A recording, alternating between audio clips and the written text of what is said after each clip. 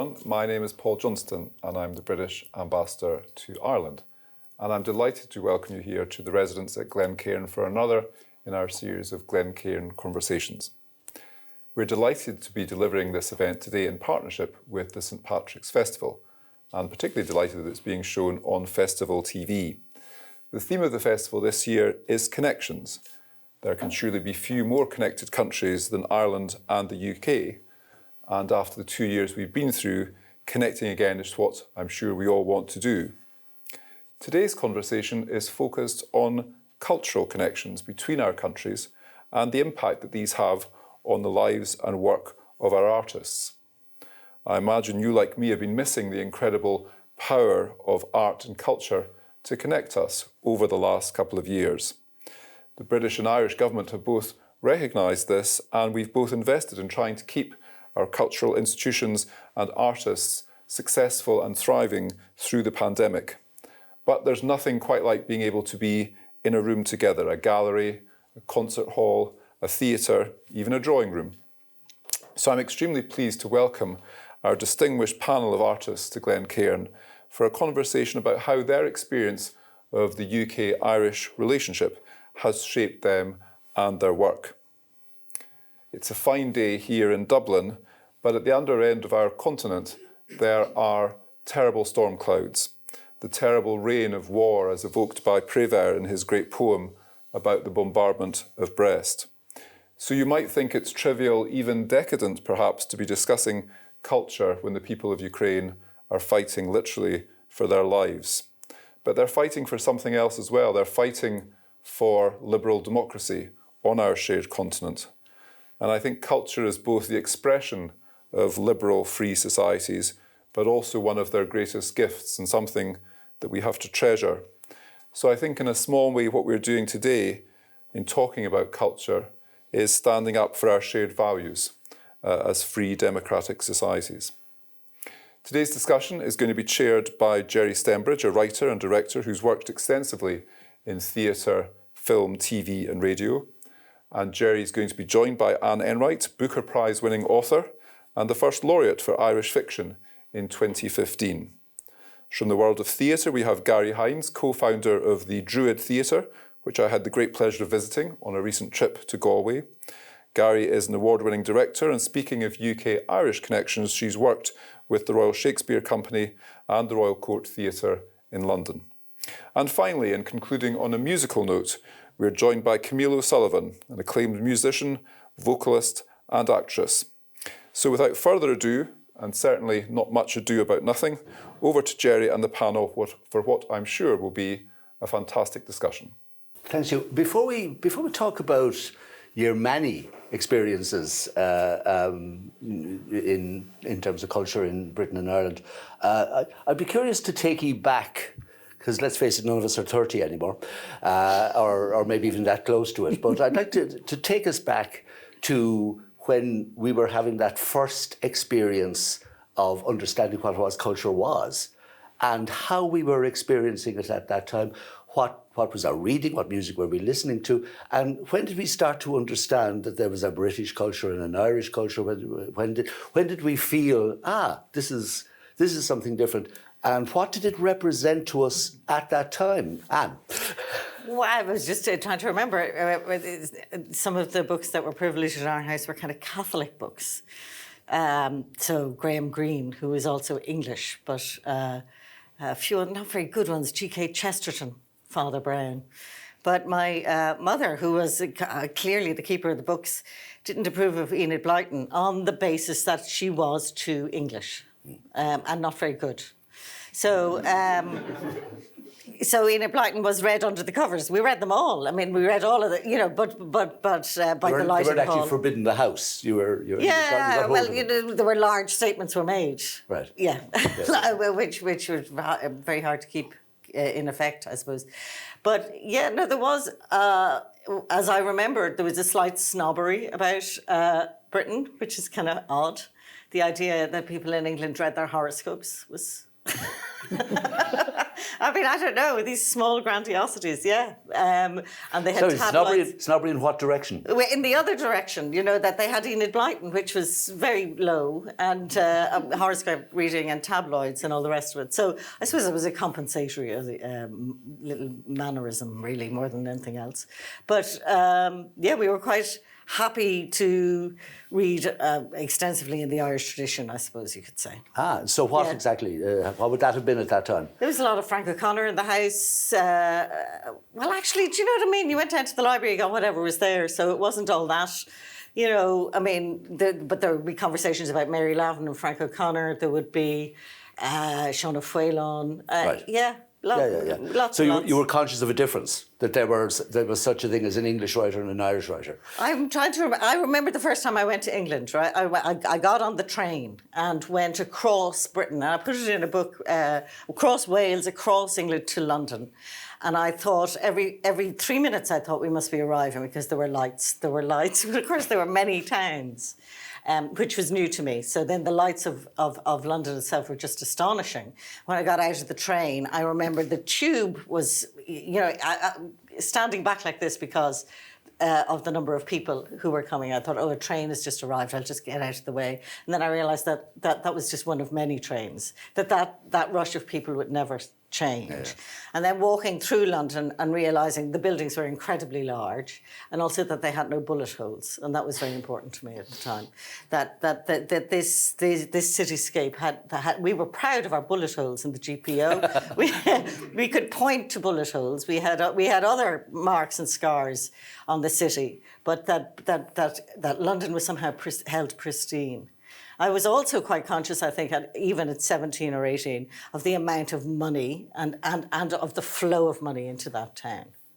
You reminded me, actually, and sorry for not getting onto all of you straight away, but you have literally reminded me that at 14 years of age, my first experience of serious reading was when my uncle, who was a priest, gave me as a present a copy of all things Vile Bodies. And I thought that was an extraordinary thing for him to do, until actually rather later I realised, I think he's actually sending me a message that even dangerous Catholic or even dangerous English people were Catholics as well. I was going to say, well, and I just ran out of Catholics, and I clearly have lost the distinction over time, which is, great loss. I can't remember who's Catholic anymore. Yeah, so there we are. Camille, now we should say, of course, you were born in London. Yeah. What age did you come to Ireland, and how, was it different? Was that experience different to what Anne described? Yeah, I think so. So I would have been, Mum told me that I was a month when I came over, but it was back and forth. And I only got my Irish citizenship last year, which took 4 years to I've always seen myself as Irish. So I actually received my Irish passport this week in the post. So that was kind of a very emotional, tearful moment for me. I've got the hat trick of a French passport, a British passport, and an Irish passport. I suppose in our household, I'm kind of, my own father's background. It's 3 generations from Dunmanway. The whole of our family left Ireland for Canada and America and England. I have no relatives other than my parents, as an O'Sullivan, which is kind of unusual. And my dad went to, Canterbury School in England, and he saw himself as Irish. And he used to holiday in Ireland as a child, and it was his big wish when we were born to my parents, my mum is French, for him to bring us back. And I'm so grateful that he did. But I never really realised, growing up, I have a Cork accent when I get highly excited. I'm coming home and I talk like that. But my parents don't, so it's quite neutral. And our upbringing was spending time in France with my grandmother and our family, and in England. But I never felt... I felt ostracized. I felt kind of apart from everything, really, as a child, and I didn't really understand why. Because when we were in a kind of a village in Cork, which was quite nationalist, and we weren't kind of accepted for a long while. And my mother was Catholic, but kind of the church turned her back on her, so that they raised us in a Church of Ireland. And so there was lots of hiding going up the back lanes to that church. Where my singing kind of began was in that musty little church with 5 people singing out of tune, and hymns have remained, those old kind of Protestant hymns have remained a kind of a real thing for me, which I've only really kind of realised in the last few years why I always kind of go to that kind of music. And when we went to England, then we were kind of rejected because we were Irish. So it was this back and forth thing for many years. When I went to England, I didn't feel I didn't feel comfortable there. I loved it, and our family was there.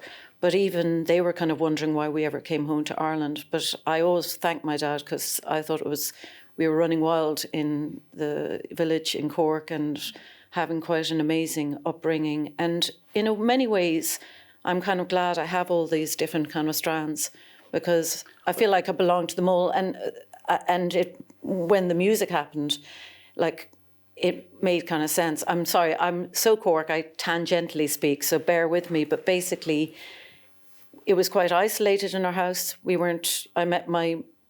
I went in Cork Youth Theatre, I met a neighbour when I was 15. She said, "Oh, I live in Passage." I said, "Yeah." So do I. Never saw each other. She lived next door to me. So that's how kind of strange it was. And in my parents' kind of, they loved to travel, and my mum had lots of French books in the house, and my dad loved to read also. But it was music that we kind of had this little a magical kind of like cupboard in the house with all this music from like Jacques Brel and Debussy and Tchaikovsky and Gilbert O'Sullivan and the Chieftain and the Dubliners and the Beatles. So my sister and I just created a world in that house where we just listened to that non-stop, and Dad worked at home, so music was always there. And were you conscious, particularly coming to Ireland, were you conscious of a cultural difference in musical terms? You would say, Yeah. "Oh, this is Irish music." And yeah, this is, and it's funny, like it is, and I love it all.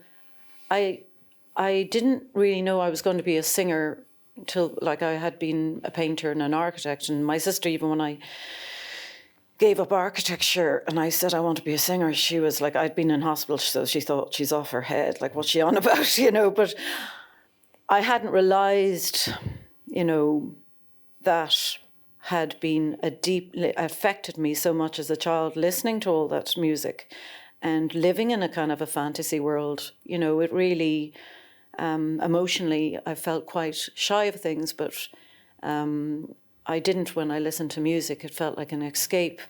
And I think all that different type of music, I never really segregated it. I was like, all music is brilliant. And, I felt really aroused and kind of emotional about the kind of rebel songs and the folk singing of, so everything made sense. Right. It's just what I didn't understand, which I'd only understand later, because many years I tried to do those terrible auditions where I tried to do Irish songs, and I even went and tried The Beautiful Game. It was horrific over in London.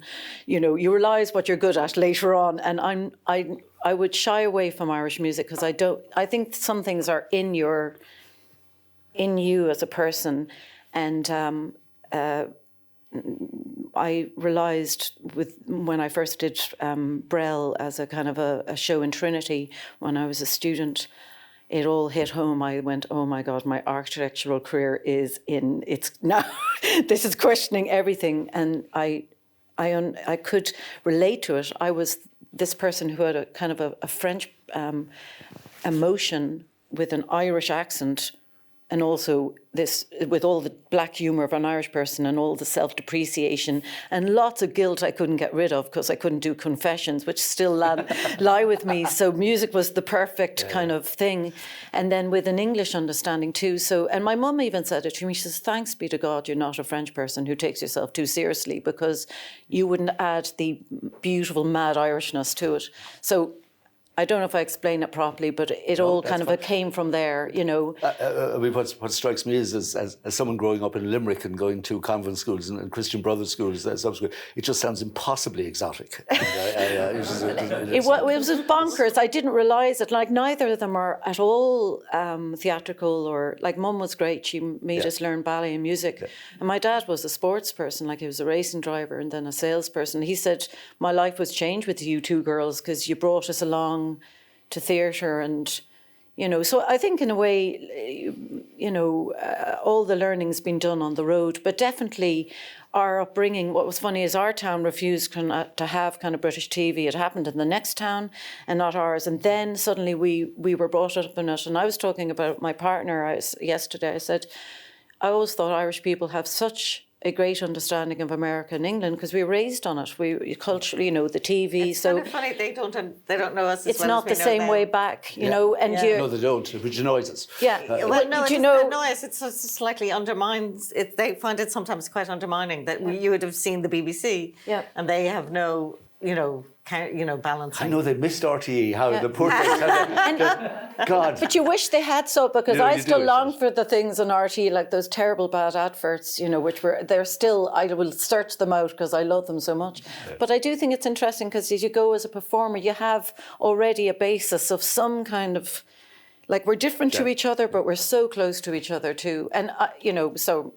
Gary. Yes. Can you remember that time when you began to realise there were differences or there were two different cultures, or did it all feel like one thing for you? Yeah, I think I began to realise it probably in my teenage years, not earlier than that, because our family had no real connections with England. There weren't any family in England. But like me, you were out west. And we're out west in Galway. One channel land for a start. One channel. Well, actually, now that you say that, the family lived in Monaghan for 7 years, and so we had the advantage of the ITV channels for a period of time. But then we went locked back into the Celtic West, and for the rest of my growing up.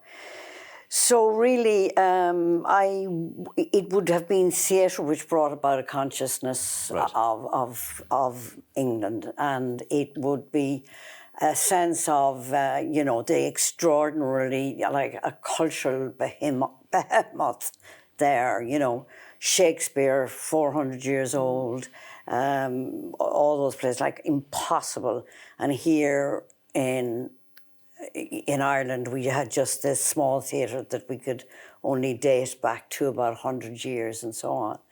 And so that, I'd say that would have had a fairly complicating effect on my life and my response. Okay. And that at that age, what was that response? Well, I think one of the responses initially would have been a concentration on life making theatre in the west of Ireland for ourselves. And so that, you know, because a play was a hit in England, or indeed even if a play was a hit in Dublin, that did not necessarily mean we were to do it, because we were deliberately going to create something different because of who we were and because we lived in. Now, I take it this wasn't Garry at 12 years of age. This was... No. This is Garry at 18 or 19, right, along with the McGladys and Marie Mullins of the world. But it had been a growing sense? Yeah, it had been a growing sense. I mean, in a way, on reflection, I lived a kind of, you know, I mean, I was at Blyton, and then I used to... I loved poetry, and the reason was that you weren't allowed into the adult... in Monaghan, I remember, you weren't allowed into the adult library until you were a certain age. But the children's library was very near the adult library, the poetry shelves of the adult library. So I used to scoot in there, and I'd get ignored. So I was reading, you know, Auden, all those sort of interwar poets... like by the time I was 13 or 14, and then flipping back in to get my Enid Blyton books. So it was all kind of, you know, it was all mixed up in my head. Yeah, you could go from Yeats to Blyton without blinking, really. Yeah, and did you have, I'm only realising these things, listen to you, did you have that experience as well, that you read the Irish texts in school, but you were reading English texts when you went to the library? You were taking out your Enid Blyton's Richmal Crompton for me. Yeah, Crompton was so good. Yeah. Or were you actually taking out the Chalet School series? All the things. And those, stuff of dreams. You know what I mean? And my memory of that, Timothy, is the same. Again, I keep invoking Limerick because I think it summons up a certain image of where I was, reading about from Limerick. these groups of boys and girls who were in boarding schools and on the summer halls and, all that kind of... Well, that's English as you can blame the Mallory Towers, but it's as posh, you know what I mean? Yeah. So it's a certain kind of heritage kind of thing about what is a much more varied kind of place. Yes. So there was a kind of essence there of upper middle class life, which we didn't know anything about, I think, really. And as you said, peculiarly English as opposed to British. The Scottish experience, yeah, the Welsh but experience. very much English. Yeah.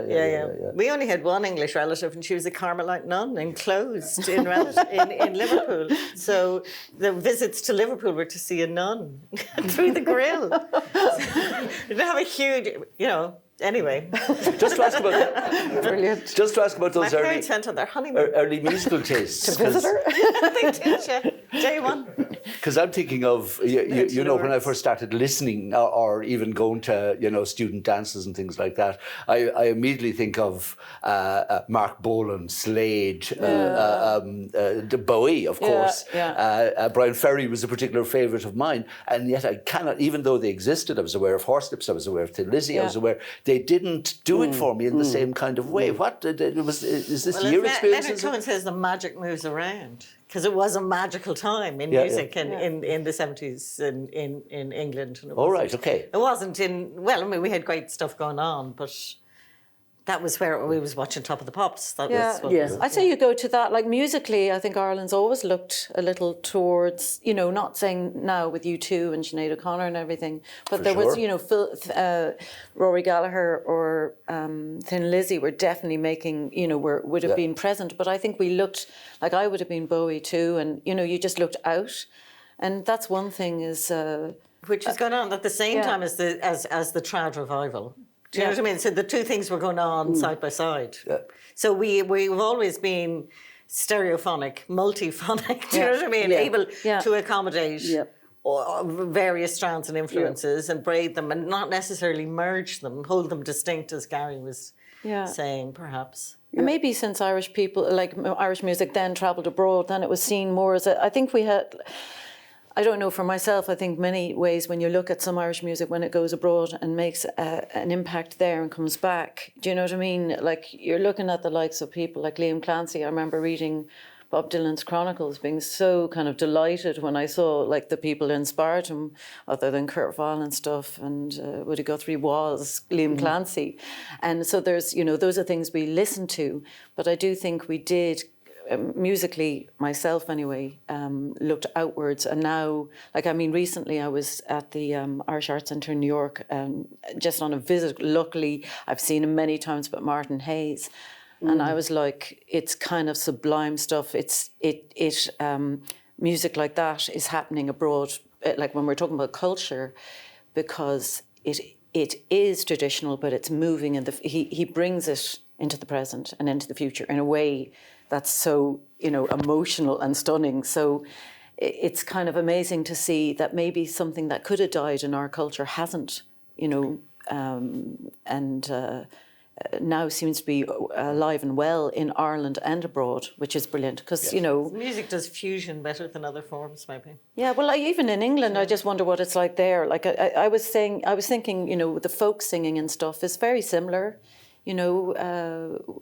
And that's why a lot of artists can go between the countries, and you get asked to do similar songs and really good at interpreting that because it's in their blood too. So between Scotland, like there's a slight difference in each kind of folk song, but it's pretty much bound together. To bring us when you started, you said you made this interesting comment about looking direct as sort of was it the Kavanagh thing of gods make their own importance, that rather than looking to what was happening in Britain or even, as you said, in Dublin, you created something that mightn't actually have been there in the west of Ireland, but and you made that important and brought it to them. Talk to us a little bit about the beginnings of that.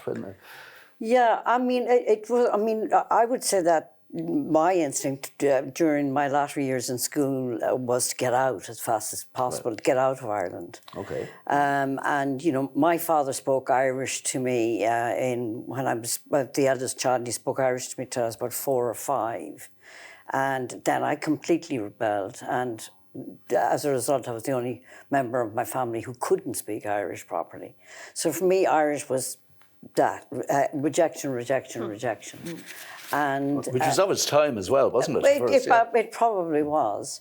And then, you know, I mean, as far as I was concerned, I was born in the wrong country and I was going to get out. And then that kind of turned into this thing of Druid being, well, the west of Ireland, and it's not going to be anything else. And really, it was through that I found Irish literature. Right. And, you know, not just plays, but suddenly a sense of, oh, hold on a minute, you know, this stuff actually speaks to you. And Irish poets do actually say something to you that those guys didn't. And it was, but you're talking about my late 20s. Yeah. Was it a surprise, though, to you? Oh, it was a surprise to me, yeah. Huge surprise to me, yeah. And so it's interesting that, if I'm correct, you know, having already had success with Druid, or rather that Druid was already, if you like, you know, becoming successful in Ireland and becoming noticed, and people were actually travelling from Dublin to see Druid shows and all the rest of it. But when your first experience across the water was bringing Druid to them at the Edinburgh. Is that the first experience? Yes, Edinburgh was the first experience. And then we struck up a relationship with the Donmar Warehouse, and thus began fairly, you know, more or less annual trips to London. And so, you know, the process of touring then, in probably the late 70s, the process of touring both in Ireland and to the UK and the US and Australia became kind of bedded into the work of the company. Was there a nice feeling about that? In what sense? In the sense of so many Irish people went to Britain in order to become successful, but actually Britain was calling was demanding to see your success, if you like. Well, yeah, I mean, it was. I mean, Edinburgh was a very, very definite strategic move on our part. Yeah. And we took a repertoire of 4 shows over there, and we were absolutely determined to make an impact. And we did make an impact, and we won Fringe first and all the classic things. But I think then, I mean, actually going to somewhere like Australia and reaching, you know, playing Tom Murphy plays to Australian audiences who a generation or multiple generations back were Irish. Yeah, there was something pretty brilliant about that. You know, really was. Yeah. And you had the experience, if you like, of going to Trinity, which is almost like going to Britain anyway. Let's face it. Well, it had that reputation. I didn't really. I had gone to Canada for a couple of years beforehand, so I had a very strong idea or feeling of a world elsewhere, and I found. Not the kind of necessary or artistic parochiality, the Kavanagh parochiality of Ireland, but the atmosphere of Ireland in the 1980s extraordinarily difficult to live through, and would have gone like everybody in my year. Or in those years went away. My brother was an engineer, and 120 of them graduated in UCD, and 2 had jobs in Ireland in the 1980s. So that the drain was just astonishing. He was one of the 2. But the impulse to get away from what was a kind of cluster and the confusion I had, which was kind of clear between nationalisms in our artistic nationalism, not that of Druid, but of sort of the whole claustrophobia of it. I was very determined to write out of the place or to fragment the place somehow, to break it open. My writing was very was very transgressive is not the right word, but it was intended to undermine the tradition that I now, that I still have tensions. I still have an argument going with the Irish tradition, and also. It was when you went around, when Garry talks about going to Australia, the kind of feeling of return, the kind of ebb and return of those diaspora kind of populations, that was never so happy in England. The Irish people in England were not like the Irish in America who would read your books and say, oh, blah, blah, blah. They were much more kind of in a much more contradictory place. And it gave me... Describe that for us a little. It just wasn't trendy. It wasn't culturally trendy. There wasn't a kind of London Irish novel. That wasn't happening. I mean, Joe O'Connor wrote about being over in London and coming back again. But there wasn't in the way that there would be a diaspora novel in America with great ease. And there was some sense of the marketability of Irishness or the marketability in America. It just wasn't as fond in England, London, whatever, Scotland and Wales are different again, but it just wasn't as easygoing, available and sweet. And describe to me, just before I go on to Camille, so There was the IRA campaign at the time. Of course. Which probably soured relations on the ground a little bit. Yeah. I'm just interested in you taking us to the place. Am I right in thinking, or am I being presumptuous, that when you went to the University of East Anglia, were you the only Irish person in that? They took one a year. They took me, then 2 years before they had Deirdre Matton, and then they had Glenn Patterson. And they always loved the Irish person. And they never really said anything about your work. I mean, somebody once said to me, well, you're Irish, as opposed to, well, you could indent your paragraphs. Do you know what I mean? It's like there was no sense that you could dig into the work or say anything about it. It was just Irish people could write like most people could walk down the street. So you're not going to discuss walking down the street. Which is true, of course, as we know. That's they realised it earlier than I did, I have to say. Can you remember something of I'd like you to dramatise for me here, but it's like you're in the group. Yeah. I presume you had group, seminars and things together. So were you conscious of being the Irish person in that group? Oh, absolutely. And I don't think I would have been comfortable living in England on those terms, I don't think. Yeah. I mean, you could return with something, with a book. You could go back with a book. But you couldn't go as you were and be described as Irish all day. It would just wear you out. It would, indeed. But in creative terms, did you find yourself meeting these other young writers, I presume, these people beginning their careers, and you thought, oh, actually, we are talking more the same language than other people I know back in Ireland? Or was it a different experience? Do you know what I mean? About writing they were all and very about determined not to be anything. It was quite strange. It was the mid-80s, and they wanted to be just nothing. And being British for them meant being nothing. It was a kind of transparency. And then some of them went back to their ethnic origins. Right.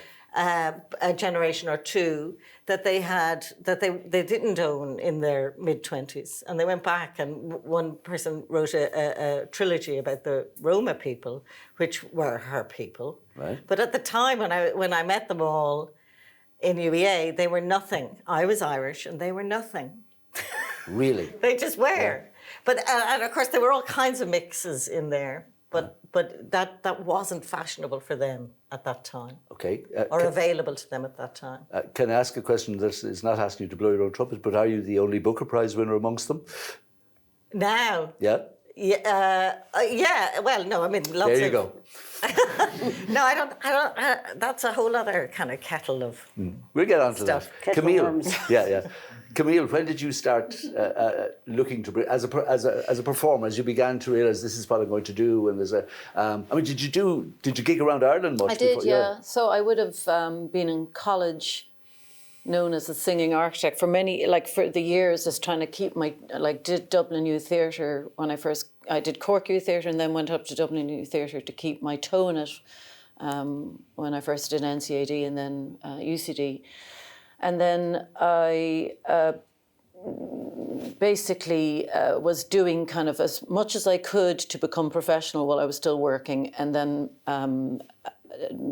had a kind of a car crash, which kind of made the decision quite between a year of kind of like having to be at home, and just thought, that's it, I'm going to become a singer, which everybody was like, oh my God, what's she doing? And so I started. You were talking about the cricket thing. I mean, if I go back, I'll have nightmares about some of the situations I got myself into when I had to first make money as a singer. It was just like a lot of corporate gigs, and trying to do the cricket club. I did it behind a kind of a plastic concertina. They opened it out. I was in the fluorescent light singing German and French songs on a table, going, I'm going to die in front of the whole theatre, where the hardest audience you can ever perform in front of, and then talking to your man, going, well, this is what I do. And he goes, well, why don't you do singing for request, like more Doris Day? And I said, but I like German songs and Kurt Weill and French songs and these kind of holding up a mirror to society and stories. And he's like, on the way home, the taxi driver is like, I don't think I'm going to get the gig in Bewley's. He says, it's not the point, love, forget about it. You know, it's not the point depot. So I did 2 years there. I did every Friday and Saturday. And it was, you know, I was thinking back, like, I sometimes say to people when I have to talk over there, and like to people who want to be a singer or whatever, and I think all that learning, because everything happened in front of audiences. I wasn't trained in that. And I remember that amazing lady Agnes Burnell, who was such a mentor to me and such an inspiration of a woman in her 70s who could become anything, and who had bottles flying over her head in the Day Club. And we just had there was a particular time in Dublin where there was small venues and you had a chance. And you had a chance to go on stage in these incredible venues, or do a night at the Gaiety, which I don't really think is available to people now, but it was when I was there. And I thought, if English people knew, because I thought, God help them, all the people in London, how can you even find a place for yourself? At least here I can find a little niche and do the Cobalt Cafe or do Bewley's. And I'm lucky because, you know, it's small enough to make an impact and find your way. And if you're going to make a hames of it, you'll do it in a small way, and you learn it also by the person falling asleep in the front seat, or like, geez, she's terrible, and you're like, you know, you're learning it right there. So all those times, you know, was slowly, you know, an audience of 50, and you know, learning that was so important, because I don't think I could have gone to England straight away. So that happened, and then some guy had said, I had sent postcards. I was doing my posters around town, and your man said, where do you see yourself in 5 years or thing? And I went, oh my God, well, I'd love to do the Olympia, or I'd love to do England. So that seed was put down, but I was a bit scared of Edinburgh, because I'd heard of people who'd gone there, and I thought, how do you do it by yourself, and how do you fund it?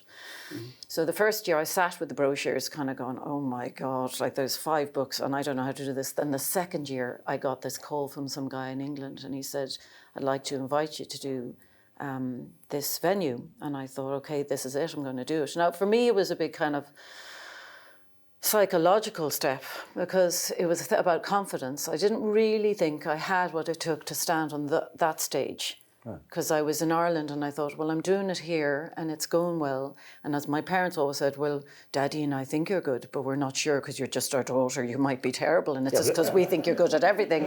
And my mother in the Cobalt Cafe going, there's people around, and they, you know. So I was like, I had the same view on it. But it wasn't you were scared English people know better or something? No, I don't know. I think there was a bit. No, I would have thought Irish people too, but I suppose I was coming from a thing. I didn't know if they'd get what I was doing. It was going okay in Ireland, and to be honest, an Irish audience is going to see through you pretty quick, which I've realised now. You know what I mean? But basically that happened, and the venue fell through a month before we opened. So it was a disaster. And what happened in the same year was a Spiegel tent in Oxford in a car park asked me to gig there. And that was my first gig going over. And the whole load of us were so excited. We rented the car. I think we all stayed in the same bed. Like, you never ask musicians to do that now. It was hilarious. I would still meet those musicians going, oh my God, I can't believe we did that. And it was so exciting because the audience went bonkers. And I was like, it was a Brel show at that stage. And I was excited because, I thought, because I was you know, will they understand my Irishness? Will they understand that French thing? And then, sorry to interrupt that, but just thinking about that actually, you know, because neither Anne nor Garry could disguise their Irishness, nor would you want to be, and you weren't disguising it. But the nature of the material and the fact that it was music, which is so much more universal, if you like, did that mean? You may have felt it within yourself, but for both the audience and the people who were organising the gig with you, your Irishness was almost by the way. Was it? Well, I think it's actually worked luckily in my favour. I mean, later on, like because that journey took us then to a different Spiegel tent, the famous Spiegel tent, which I spent a year. I sent 3 postcards to him, and he said my letter was so formal and nice. He was getting at 20 a day, but he said this one stands out. So those crazy postcards were working, because the guy from the Olympia held on to his for 7 years too, and he said, look, it happened. So that they liked the Irish banter, they liked that charm, but also the audience liked it. They thought it was quite sweet. Because you were chatting to them in between. Well, a little bit. Yeah. I mean, I tried not at the start, because I know it can end up in trouble that you talk too much, and it's the music, you know. And I think what was interesting was I never did Irish music. I was always like doing kind of like Nick Cave or Radiohead or Brel. So that was a decision. When we first went to Edinburgh the first time in 2004, which happened through going to that Spiegel tent in Brighton, I ended up doing my own gig there in 2 different venues, because we lost our venue. We lost a lot of money. I lost a lot of money. And then I was also doing an original show called Le Clique, which then toured all over the world, and La Soirée, which that ended up being an incredible journey running away the circus with that. So those 2 things happened. But what I didn't know about losing the money, and you know what Garry said, was the risk was worth it. And I knew Edinburgh was a shop window. And I knew it before, but that's why I was scared to go. And the doors were incredible. It was just, that started a relationship. I mean, Edinburgh now, I think I don't know, my 16th time going back. And Australia and the UK. UK would be now basically through that first kind of portal, that became like gigging there all the time. And it was just amazing to kind of go, they weren't doing shows like that there. Now they do shows like that there, but they weren't then. So it was kind of a new thing. You've led me nicely, actually. Was that the transformative moment? Yeah. It would that was for you. Yeah. For you, was there a transformative moment when Druid moved from being, and it need not be British actually, it would seem to me, but was it? When Druid moved from being this West of Ireland phenomenon to being a certainly more worldwide phenomenon, or more. Well, I don't think that was the experience. I think it was the experience of this sort of accidental choice of one of the first productions being played by the Western world. And which I saw in Edinburgh, actually, as it happens. So, really? So I experienced that. Really? Yeah. Child, of course. And I was a child around. Anyway, but that sort of, you know, the motivation for putting on would have been quite cynical at the time. But in doing it, then somehow or other, Mick and Marie and myself, we thought, no, this is a really great play. And it kind of spoke to us all in a particular way. And if we get an opportunity, we're going to do it again and try to do it right the next time. So there was a production created then in 1979, 81, 82, something like that, that actually stayed in the repertoire for about 5 years. And that, the experience of that then led us back to the Irish repertoire from the founding of the Abbey and indeed before up, and back to plays that had been done once by the Abbey and never done again, and back to writers who, you know, like M.J. Malloy, who lived 20 miles down the road for St. Hume, and his last play on the Abbey was in 1953.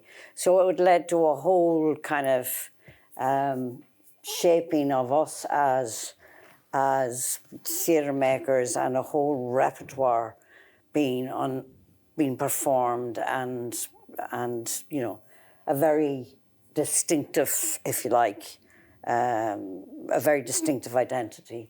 And that wasn't a plan? It evolved? That evolved and then became a plan. Yeah.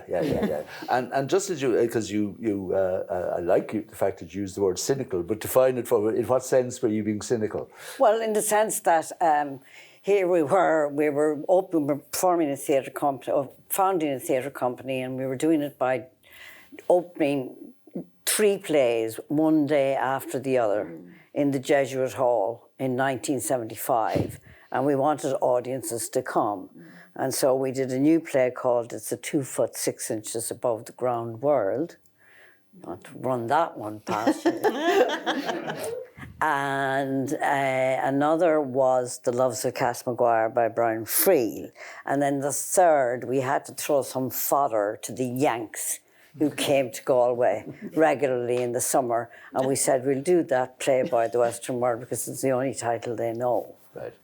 And so it was to please the Yanks, not the Edinburgh audience. Oh no, please the Yanks, no. And then it was literally in the rehearsal room, the discovery of the play, literally. And also I presume there was a certain deliberateness on your part to make it the most Irish and most real production of the play. Yeah. That it was no concessions were given in that production. Oh, absolutely not. And we felt we had a right to this language. That Singh had found this language in the West, and he had found it in the islands, and Mick was from Mayo, Marie from Mayo, and we just suddenly, this is our, with the kind of passion of youth, this is us. This is our inheritance. But you got under it. I mean, Singh was like, do you know what I mean? Yeah. You could go either way. Yeah. You could go stage Irish, as it were, but you went, and was that a choice as well? Saying we're not going to do, even if it's for the Yanks, we're not going to give them what they want. Oh, totally. I mean, it was you'd look at sticks and somebody would buy a stick, like a shillelagh stick in a shop. No. Mick would go out and break a branch off a tree. That was, there was this incredible sense of being, utterly authentic to the thing, And did the Edinburgh audience, and did it subsequently go on to London and other places? Yeah. Did they all respond to it in that way? They did, yeah. And I'm interested, we won't dwell on one production, clearly, and certainly when we're only remembering it from far away, and perhaps mythologizing it as we do. But the thing I remember, for me, and your observation is absolutely correct, and is the sexuality of it, actually. There was the love scene, or between the two young ones, for me in an Irish play, and my experience of that play up to then was extraordinary. And were you aware of doing that, of wanting to do that? Well, we were aware of doing that in some senses, but it was kind of very obvious. Like, I mean, I think when the play was reviewed hugely enthusiastically by the Irish Times, by David Kelly at the time, and he said, like, this is kind of a revolutionary look at the play by the Western World. It's never been seen quite like this before. And, one of the main comments was that the Widow Quinn was young. She was played by Marie Mullen. Yeah. But, I mean, I said, like, what's revolutionary about following the stage directions that the writer has written? The writer has written Widow Quinn, a woman of about 30, which is precisely what Marie was at the time. And it's just that theatre tradition had grown up around it. So there was the pegging role, which was the lead actor, and then there was the character role, which went to the older actress. And so somehow that... that kind of, it's like a painting becoming dirty and you can't see the colours properly anymore. I don't remember the love scenes. I remember the cruelty of the crowd, the village cruelty or the small, No, listen, no, we haven't enough time to totally analyse the play by the Western World.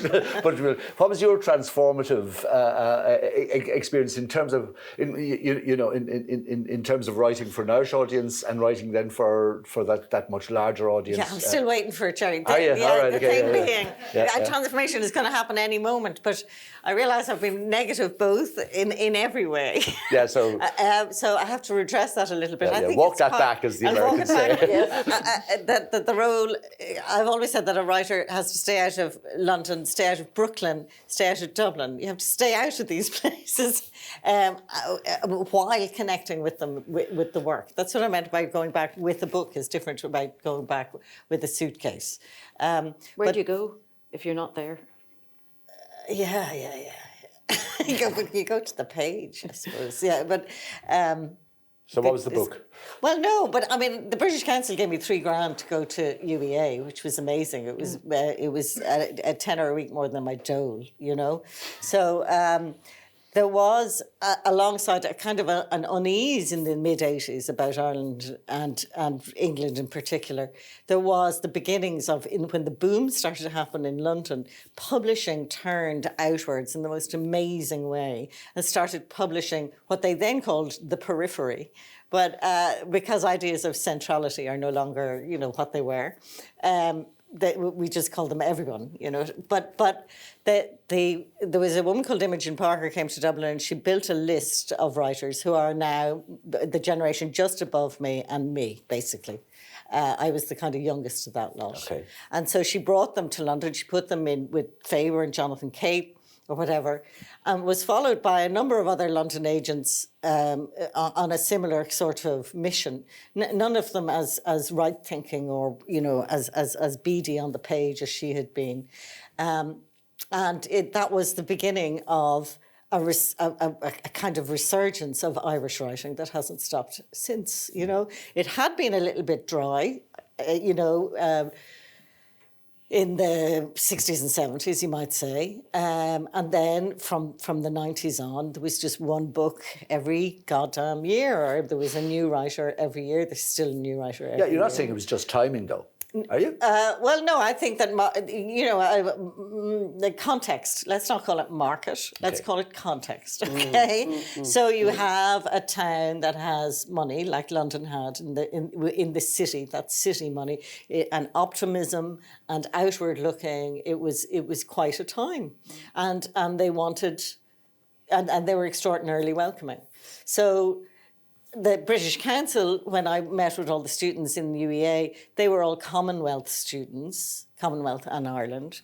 And so that was a particular mode of you know, largesse. But this was, the publishing then that happened in the 90s was driven by interest, just pure interest, not by benevolence at all. Yeah. And there was just such an amazing appetite for it, and an appetite that was just not easily met, but kind of, yeah, we can do this. Is there something, one of you answered this, is there something that the British audience, and indeed the people who move things, you know, producers, publishers, etc., that in Britain are looking for from the Irish? What is it they like? What is it they want? And is it something you have to resist, or is it something that's readily, you think, absolutely, I can give them that? They're very tight-lipped. It's very kind of interesting. So you're to America and they say, we love your... Yeah. And then in with various audiences in around Britain, they don't really say, so would you sign the book, please? All right. So quite restrained. Yeah, but of course, your experience is entirely different to your experiences, because ye have direct link to the audience. They're there in front of you. The response is there in front of them. Well, not so much me as a director, no. I mean, I worked for the RSC for 2 years. Right. And that was a very eye-opening experience in every possible respect. Oh, I mean, first of all, the class. I suddenly was in an organisation that was absolutely organised on a class basis, and that was, you know, the amount of, for instance, the actors that I was lucky enough to work with, who were terrific actors like Simon Russell Beale, who came from military backgrounds, who came from diplomatic backgrounds, and so on and so forth. And, you know, there was no doubt at all that for a particular part of that experience, like I was Irish first, and me second, if you know what I mean. Okay. And it was. And you weren't doing Irish plays there. You were doing you were doing Shakespeare. Yeah, you did absolutely. Hyde Park, I seem to remember. I did. No, not Hyde Park. I did. It was the year of the Fops, and I can't remember the name of the play. Anyway, Ettridge. And then I also did a new play by Timberlake Wertenbaker as well. Okay. But it was really an eye-opening experience. Right. For me. And was that was that a particularly different experience because of course you had been running your own theatre company and now you were arriving into this behemoth? Behemoth. No, I mean that experience of that particular experience was in front of me in leaving Druid and going into the Abbey. Yeah. Because here I was the artistic director saw my work in Edinburgh and said, like you to do 2 plays for the next season. So I don't think it was about that because I mean I was quite comfortable in my role as a hired hand director and had done it before elsewhere and so on and so forth. It was very much about the nature of the company and the way it worked. Sounds like an experience you didn't care for. Am I misreading what you're saying there? There were aspects of it I didn't care for. But it was less that I didn't care for it. I was very grateful for the experience, but it taught me about a world that I didn't really think existed anymore. Ah, okay. Right. And I found out it did. Yeah, right. So. Okay, we leave that there for the moment. Camille, how did you find dealing with the people who were organising the gigs and was it very different over there? Well, it's funny because you went to the Royal Festival Hall, for example. Well, right? yeah, that would have all the. It took a while before I decided. Like after Edinburgh, when we kept on going back, I was doing it by myself for about 5 years before I got all my promoters. Funny enough, are comedy promoters because that's who makes the most money. But everybody's kind of like they've got these funny pictures, and then I'm on the end, and I'm going. I hope people don't think they're coming to a comedy show. But basically, I took a while deciding about London because I kept on getting offers to come here, and I thought I don't want to go until I know it's right. Because if you don't go right, you're going to be eaten up and spat out. So that was, the first was Bloomsbury's Theatre and then 3 nights at the Roundhouse. And those things, that was a decision, and that was helping me to tour England later. Regards audience, I think it's interesting because there is a reserve, but my show is all about trying to kind of, with myself, it's probably a cathartic therapy on stage, but it's emotion. So sometimes there's a shyness and sometimes there is a reserve. But with your Irishness of kind of not accepting it and being authentic and truthful is something that is really in us as people because we don't that's how I feel. I'm not up there on stage to look nice. I'm up here to tell a story and I've got to be as truthful as possible or there's no other reason I'm going to spend the rest of my life till I'm 90 doing this blooming thing, because I'm older now and you've got to have a reason for going on stage. So I think the audience will sniff you out pretty soon if you're just trying to pretend to be something. So I think they enjoy that authenticity and the slight darkness and the humour and the madness. Right. So I usually sign CDs and we're hanging off each other. I've ended up at their houses, they've come to mine. It's gone bonkers, but it's because also it's very emotional. So it gets kind of out of control in the end, but in a good way. So you get what's interesting about Edinburgh, you have the whole world there. Americans, Australians, English, Scottish, and they all act very differently. But the combining thing is that they're open to, like I've gone to, those plays and you feel so proud because you can see people feeling emotive in these things and they're rising, they're like the theatre is making a difference. And that's the same feeling that what's interesting about travelling around England is you get different parts of England, as you get up north to Scotland, gets more rowdy and kind of answering you back, and down south it's a bit quieter unless it's Brighton. So the stereotype applies. But it's quite. But I was worried because I thought, well, it'll all be folded arms. But I did myself actually with the RSC. There was a director who came to me, saw the show in Edinburgh and said, you're a storyteller, you switch between characters on stage. We met up in a hill and latitude. I didn't know, as usual, because I hate knowing I'm doing auditions because I'll make a mess of it. But she said, well, we're going down to London, we're going to do this thing for the RSC. And what I didn't know, we were 40 theatre companies. We were the only Irish. I brought a guy over from Ireland. We were the only 40 who went to do this thing. We spent 10 days working, creating a show. And ourselves and another company were the ones that got through the stage 1 and then stage 2 and then stage 3 and 4. And then we ended up copywriting this play that we wrote the music and adapted, which was The Rape of Lucrece. And we toured that with them for about 3 years, everywhere. Now, what was interesting is I was supposed to just be writing the stuff and singing it. And then as we got there, Ceci Berry, who's now sadly passed away, she said, you have something that... She says, I always thought American rappers and Irish people have something about when they speak Irish. I said, Ceci, I'm not an actress, don't be doing this to me. But they were very, like, I understand the thing about there was a difference, but they kind of welcomed it because they didn't know what was going to come out of you. And you had a bit of control because you're by yourself writing something going, well, we've written this and I'm singing that, so this is the way it's going to be done. But they're definitely... Like, I know, like, what was the worst thing was standing on stage doing it, going, there's Romeo and Juliet, I saw King Lear last year, there's him, like, they're all there. And you knew that you weren't saying it the way they would say it. Yeah. But Ceci was really kind and she swore, like, I never heard anybody swear like a trooper like she did. And I was like, she's an amazing woman.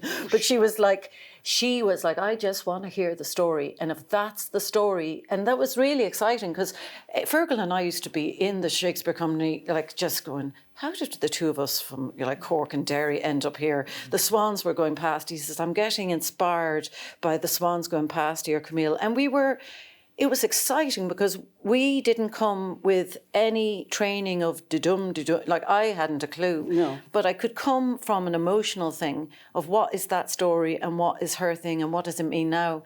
And that was really exciting to bring music to it because, and to act it too, but it was... there was support from her and others, but not other people might have gone, that's not the way to do it, but you're like, you know... Always with culture, the producers of culture are authentic, they're creative, they are, in some slight, odd way, childish or true, or it's a space that isn't about status. And then it enters a world that makes it high culture, low culture, middle culture, has all kinds of ideas about it, and the critical culture snoots or enjoys or whatever. Those things are not about England necessarily, or Britain necessarily, because, you know, go to France. Yes.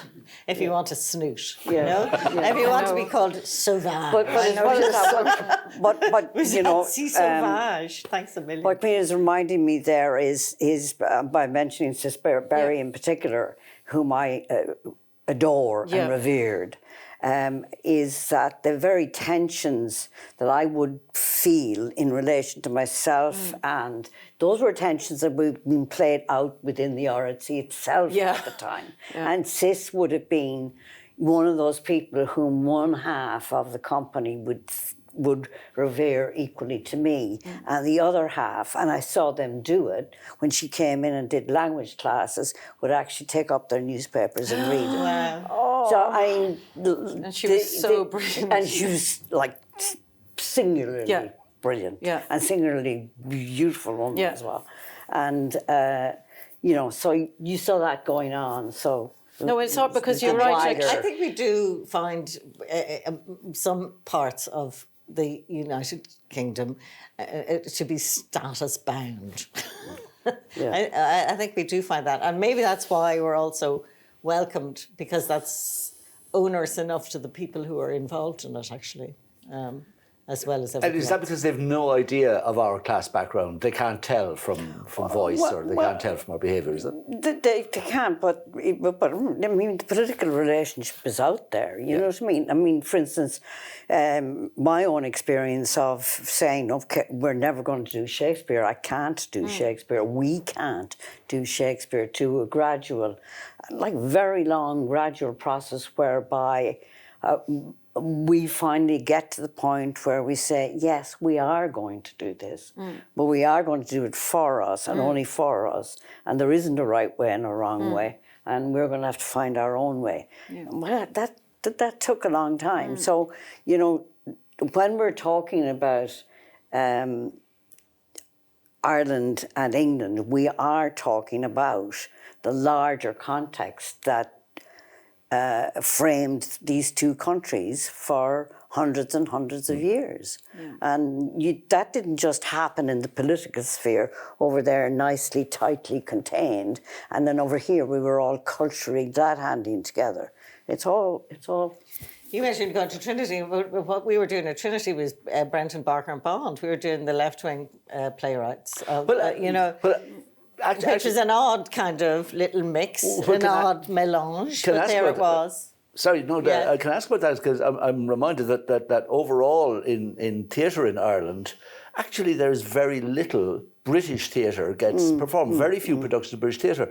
But in your day with Rough Magic, your friends in Rough Magic, moment, we got lots of them. And so Carol Churchill, the wonderful Carol Churchill, plays first on Royal Court, and I was in. You were a pope, in fact, in a strange... No, I wasn't. That was Rosemary Fine. I was Dulgret and Angie. I was the peasant eating potatoes. Yeah. Anyway, sorry. Yeah, good. Dutch peasant. Thank you for laughing. Yeah. What was that whole British thing going on there? Was it just were you just filling a gap? I just walked into it, and Lynn Parker was from Northern Ireland, and from Protestant tradition in Northern Ireland. Martin Murphy. Let's not forget Martin Murphy. I married a person from London called Martin Murphy, and he can laugh there. You know, sometimes I say it in the UK and people laugh, oh, Martin Murphy, he's from... But actually that name went over to Britain in the 1840s. So that Murphy went back, you know. So how many generations of Murphys do you have to be before you're not called Spud at school? And before then, when you leave school, say, no, I loved it. They were all called Spud, you know, and I'll get into trouble if he hears me saying this. Because, but why do you think that is, that we don't do British theatre much here in Ireland?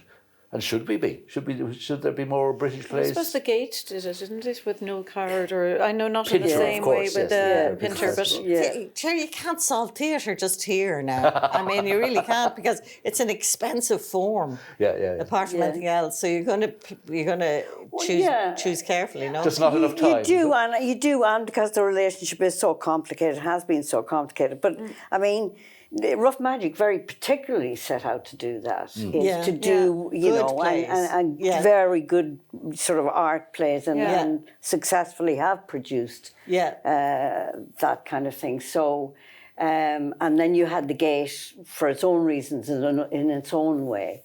So funny, we used to do it in Dramsock. Like most of the plays were English in Dramsock. How were they? I mean, if you go back a generation before to the Gate, and you see how many of those actors were on a circuit that just went, you know, that we were the same as Liverpool or Birmingham. You played Dublin. That's absolutely so true. That it was it was an international mongrel kind of place, that predates independence. It's funny because we're kind of we have to wrap it up. Apparently, but actually, I do want to, now that we've brought us to, you know, this sense in which you all carved a path, you led the way into this world, but into this British and Irish world from a time when it was so much more different. But for young artists who now have a completely different idea of that relationship, and in fact who are seeing so many Irish people living and working in England and being hugely successful because they see them on television and they see them on film and all of that sort of stuff. Have you any things you would like to say about where they should be, what they should be doing, and how they should be thinking about that relationship? Well, I think the relationship has become much more porous, hasn't it? I mean, when I was starting out, Irish actors who wanted to make a career that wasn't just limited to Ireland or to, a membership of the Abbey Company had to literally relocate and live their lives in London. Now, I have no idea where half the actors live, whether they live in Dublin or, Bogs of Connemara or London or indeed New York.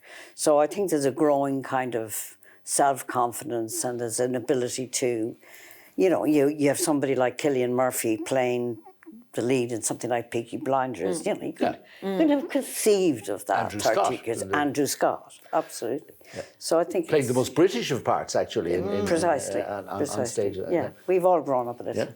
I suppose just like the same thing of Edinburgh for me was just I would have been surprised why more people hadn't taken that route, and what happened after then was looking at festivals became like kind of the mothership, kind of protecting you as you went around England. That when I was producing myself was just to go to connect in with the main festivals, and so you have those relationships. Are long term now, like, and some of them real good friendships. But I would just say to an artist, do it at home, but try and get in there as soon as possible, because we learn from each other. I'm really grateful I'm so grateful I have that connection there now. And, even when I went back there in November and was doing gigs, like to see some of the faces I hadn't seen in a while of audience people or people I'd worked with. So it's just about create your magic wherever you can do it, but also to me, it's like wherever the sun shines, I have to follow. Okay. So, you know what I mean? Like I have to keep that going. And sometimes I can't keep that going at home, but it's a amazing place, and I'm lucky sometimes to meet those people afterwards, so that discussion goes longer about music and theatre, and I find both places so inspiring, and learn so much from it now. But definitely, just do it, go, And I started with you, so finish with something brilliant for us. The time with Camille, it's hard enough to make art. You don't want to make it any harder. You go where you're welcome. And for the first decades of my career, I was more welcome in elsewhere than I was in Ireland. So London publishing was incredibly important to me. London publishing is still incredibly important, but it's fed by small presses, which is where the excitement continues to happen. So you get someone like Emma McBride is published by a small press in the gutter press in England, but then you've got Tramp and Stinging Fly feeding in people like Colin Barrett, who's got a book out, whatever. So it starts small. The engine, the machine is still there in London, and it's when I say interest, you can't gainsay it. It's beyond ideas of kind of national hegemony. This kind of curiosity, interest, and openness that you can find with the British audience, for sure. Folks, thanks. That was a real pleasure to largely listen to and nudge it along. Could stay here for a long time when we made. Thank you to the audience. Thank you.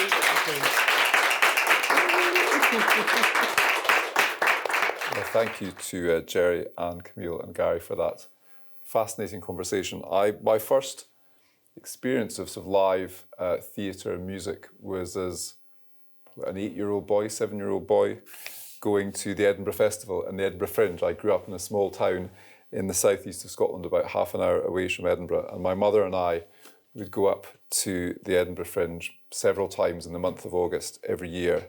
And from sort of 10 o'clock in the morning until 10 o'clock at night, we would experience half a dozen plays in church halls, on street corners, chamber music, pop music, reverent and irreverent theatre. And I suppose that sort of fostered in me a love of culture in all its forms that continues to this day. Never would I have thought, as a small boy growing up in a small town in Scotland, that one day as British Ambassador I'd be hosting fellow performers from the Edinburgh Festival Fringe here today. But it's been marvellous to hear the conversation and to realise how deep and complex and often comic are the cultural connections between and among our two countries.